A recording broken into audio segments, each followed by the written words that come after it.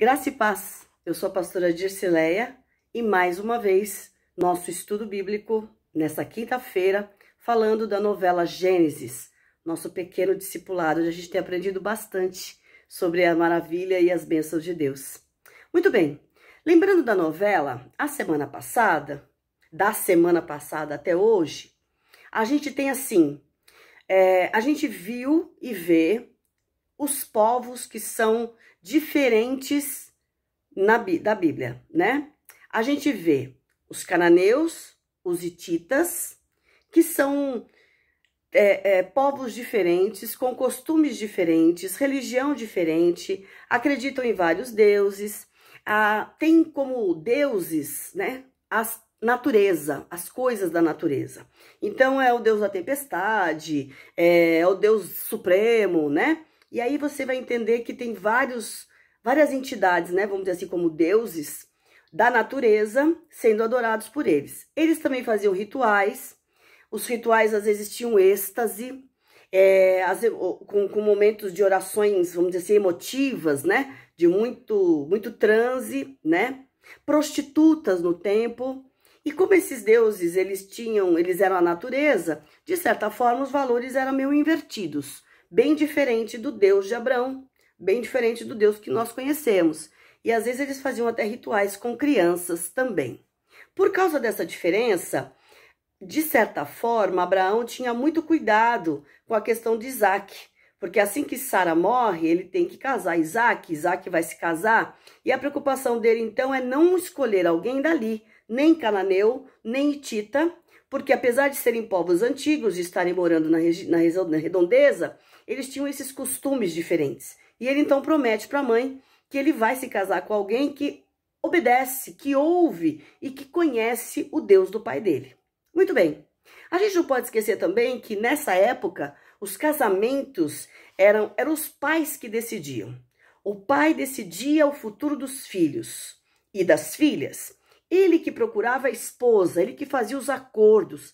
O noivo sempre pagava um dote para a família da noiva. O pedido de casamento, os arranjos da festa, tudo que era necessário para a cerimônia, sempre era feito por um representante da família do noivo. E aí, quando acordava-se, vai casar, vai ficar, eles vão ser, já estavam noivos, tá? Praticamente já estava consumado, porque já tinha aprovação da família da noiva e já tinha aprovação da família do noivo. E aí, a cerimônia era sempre um momento festivo. Às vezes você tinha momentos de, vamos dizer assim, de uma celebração antes da festa e depois vinha o banquete, a troca de presentes entre os noivos, né? E as celebrações eram alegres, animadas. Até hoje a gente vê casamento assim, né? Uns exageram hoje, mas era assim que fazia. Podia durar até uma semana, mais de uma semana. Por quê? Porque a gente está falando de uma época que não tem geladeira, né, gente? Se eu vou matar um animal, o animal é grande. Eu sozinho e minha família, a gente não consome tudo isso, né? E não matava-se só um, né? Matava-se mais. E quando matava-se, por exemplo, um boi, o boi é grande. Então eu tinha que ir chamando todo mundo para ir comendo tudo isso, né? Para não sobrar, para não estragar. E por isso que a festa continuava, né? Regada a vinho e a comida, muita comida. E aí a festa era celebrada, muito celebrada. A noiva, ela colocava o véu antes de conhecer o noivo, e ela só ia tirar o véu depois que consumasse o casamento. E o casamento era apoiado por toda a família, tanto do noivo como da noiva, certo? E foi isso que foi feito. Quando Abraão pede para que o seu servo vá buscar a noiva, então ele acha a Rebeca, e a gente já viu isso a semana passada, a gente falou que ele faz uma oração, ele pede para que Deus o abençoe e confirme no coração dele. E aí ele acha, então, essa mulher forte, justa, correta. Praticamente, quem está assistindo a novela percebe que ela é a melhorzinha da família, né? Porque a família da Rebeca não era muito boa assim, não, né? Porque o pai dela era meio esquisito. O irmão também não é muito certo, né? Mas a gente vê que quando eles se encontram, o próprio pai, né, e a família da Rebeca, o Betuel, que é o pai da Rebeca, eles concordam até que ela venha, porque ela mesma, ela diz, ninguém perguntou nada para ela, mas ela mesma diz, eu quero ir sim, eu quero ser esposa e eu quero servir a este Deus. E aí, falando um pouquinho da família da Rebeca, a gente percebe que Betuel é meio safadinho, né? A gente percebe que ele é o filho de Naor, ele tem muitas características, principalmente essa leviandade que o pai tinha com as mulheres em relação às mulheres. Ele era prepotente, egoísta, né? Ele era filho de Naor, quando era mais jovem, Naor levava ele para tudo quanto era lado. E ele tem mesmo um casamento de aparências, de fachada. Ele maltrata a esposa, ele trai a esposa, né? Ele é assim, meio safadinho. E aí a gente percebe, então, ele é filho de Naor e de Milca. Ele tem o filho preferido, porque já que Rebeca foi embora, praticamente, desculpa, Labão fica sendo o filho preferido dele, que é o único que ele vai ficar aí, né, no momento. E aí, este Labão é casado com a Diná, e a Diná, então, já tem uma menina, e ela tá esperando outra criança, que vai ser outra mulher, que a gente sabe da história mais pra frente, Lia e Raquel, duas filhas de Labão, que a gente vai ver depois pra frente o que vai acontecer com essas meninas. E a gente percebe que Betuel, ele, por ter esse jeito, essa personalidade, ele zomba, inclusive, da Rebeca, quando eles ficam sabendo que mais de 15 anos ela está casada com o Isaac e ainda não teve filhos. Olha que coisa, repete-se na Rebeca a história da Sara. Ela também era estéril, casada já há 15 anos, há um pouco mais, né? E ela não tinha dado filhos ainda, gerado filhos ainda para Isaac. Sem contar que o encontro deles foi bem romântico, né? Foi um momento assim de graça, olhando pelo... Ai, quem vem lá? Olha, quem é aquele homem? Quem é aquele? Aquele é o meu Senhor. Aí ela cobre com um véu, né? Gênesis 24, 67 já mostra isso. E aí ele apaixona na hora que ele vê, e ele a toma por sua mulher, ele ama essa mulher, e praticamente essa mulher, Rebeca, substitui todo aquele amor que ele sentia, né? Que estava chorando por conta da mãe e tudo mais.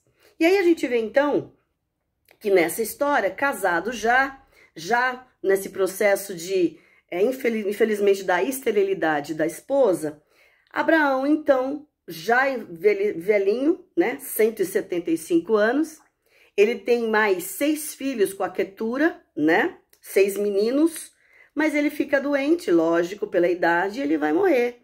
E é uma morte bem bonita, ele tá tão tranquilo, ele tá feliz, por quê? Ele acaba encontrando Ismael.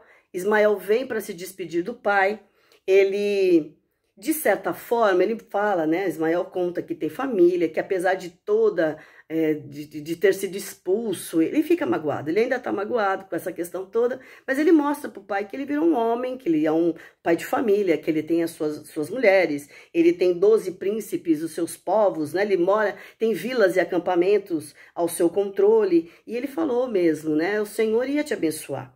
E Ismael vai morrer com 137 anos, tá? E não pode se esquecer disso. Ele foi cordial, mas ao mesmo tempo ele vai zombar do irmão, ele vai lembrar de algumas coisas da infância, que ele era, o que ele deixava de fazer, ele lembra dessas coisas todas. Então ele não volta diferente, amigável, ele volta cordial, para fazer o que ele tem que fazer. Ele vai rever o pai, vem se despedir do pai. E aí, então, o pedido de Abraão antes de morrer é que os filhos, esses 6 filhos de Quetura, eles vão então para o Oriente, para justamente que tudo que pertence a Isaac fique com Isaac. E ele vai então abençoar os filhos para que eles vão para outro lugar e sejam abençoados em outro lugar. Muito bem, então ele morre, ele vai ser enterrado no mesmo lugar da Sara, lá na caverna lá de Macpela, né? Na caverna de Macpela, e acontece... o que já estava esperado. Ismael vai embora, Isaac tenta ainda uma reaproximação, mas não muito, cordial só, tchau, tenho que ir embora, tenho que continuar minha vida.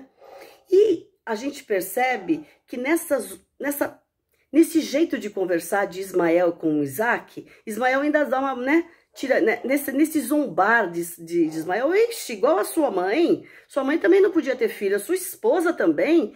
E Isaac diz para o seu irmão assim, meu irmão, é preciso fé e paciência, porque Deus prometeu para mim, Deus prometeu para o nosso pai que eu seria uma bênção, como você é uma bênção. E aí, tanto ele como Rebeca acreditam então que Deus vai proporcionar a felicidade de viver em família. E aí, Isaac como ele recebe. Olha, é uma coisa muito linda isso, né, gente? Porque ele recebe a herança, a melhor herança, além de ter gado, de ter a terra, de ter todos os servos, né? Ele recebe uma herança maior, que é a fé.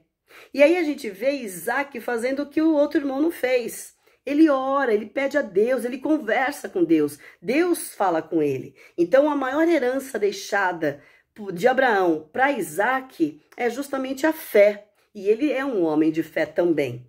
Então ele ora e ele pede para que Deus abençoe a Rebeca. Senhor, o Senhor me prometeu, por favor. E ele faz o sacrifício, ele queima o sacrifício e pede pela sua esposa. E o Senhor ouve, e o Senhor sabe de toda essa questão dele, como você me falou, como você me pediu, e é grávida, e a Rebeca então fica grávida. E ela tem a bênção, ela recebe essa bênção, fica feliz, porque é a promessa do Senhor se cumprindo. E aí a gente vê uma coisa diferente. De certa forma, é uma bênção especial estar grávida, principalmente de gêmeos, porque ela sente muitas dores. Ela sente que parece que tem uma briga dentro dela. Os nenês se mexem muito dentro dela. E ela ora a Deus, no meio de toda a dor, ela fala, Senhor, por quê? O que está acontecendo comigo? O que acontece com o meu filho? E Deus fala para ela, não é um. Você tem duas nações dentro de você. Essas duas nações querem dizer que você tem dentro de você dois irmãos. Duas nações como a Caim e Abel. Duas nações como a gente vai ver Esaú e Jacó, né? E duas nações como a gente vai ver pra frente também até José, né? Também tendo gêmeos. E aí a gente vai perceber que nessa hora ela entende que ela está grávida de gêmeos, ela agradece a Deus, ela fala, mas a gente... E Deus diz para ela, você tem duas nações no seu ventre, dois irmãos, um vai ser mais forte do que o outro, o mais velho vai servir ao mais novo. Opa! Aí tem uma questão de Deus, porque o correto era o primogênito ter todas as bênçãos. Já começou com Ismael. Ismael era o mais velho, ele não recebeu não herdou tudo do pai. Quem herda é o filho Isaac, que é o filho da promessa, é o segundo filho. E vai acontecer a mesma coisa com o filho de Isaac. Vai nascer duas crianças, uma vai ser, vamos dizer assim, o mais velho vai servir o mais novo. Deus invertendo aí a história, e a gente vai entender depois por que Deus inverte a história, tá? Então presta atenção, porque é bênção também para nossa vida, é até pra gente perceber que Deus às vezes tem aquele caminho que todo mundo tá fazendo, todo mundo tá fazendo, mas Deus sempre faz diferente.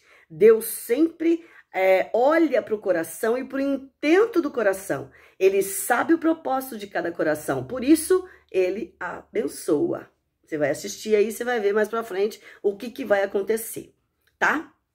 Deixa eu ver se eu já falei tudo. Falei. Então, quando Abraão morre, a Quetura, então, seguindo e obedecendo até o pedido, cumprindo um pedido de Abraão, ela pega os seus 6 filhos e vai para o Oriente, né? Um servo vai acompanhá-la, deixá-la bem, para que ela continue lá a vida dela com os seus filhos. Foi o que ele pediu, né? E aí a gente vê que ao mesmo tempo que está acontecendo isso, a gente está tendo aí, por exemplo, o Gati, né? O Gati conseguiu encontrar um amor da vida dele, mesmo velho, mais velho, ele conseguiu encontrar aí a fofona, né? E ele conseguiu se casar. Todo mundo estava casado, menos ele, e ele conseguiu encontrar, então, um amor para o coraçãozinho dele. E no meio do caminho, aparece quem? A tal da Uriala. Essa Uriala, terrível. Tentação. Tentou já Isaac e fica provocando Rebeca. E aí a gente pergunta, onde está o diabo? O diabo nem precisa aparecer, porque essa Uriala aí já faz o papel dele, né? Já tira todo mundo do sério e já vai complicando a vida de muita gente. Ou seja, o que a gente está entendendo aqui nessa história desta semana? O que o Senhor tem mesmo preparado para aqueles que o amam.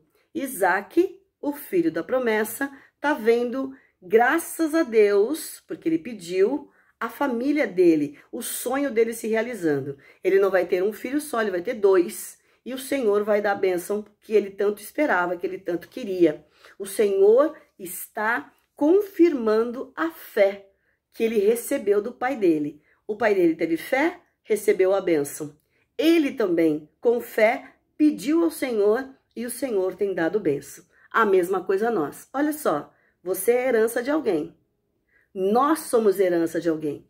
Nós somos resposta de alguém lá atrás, de um vô, de uma avó, de um pai, de uma mãe, que ajoelhou, que pediu ao Senhor que nos abençoasse. E a nossa herança é a nossa fé.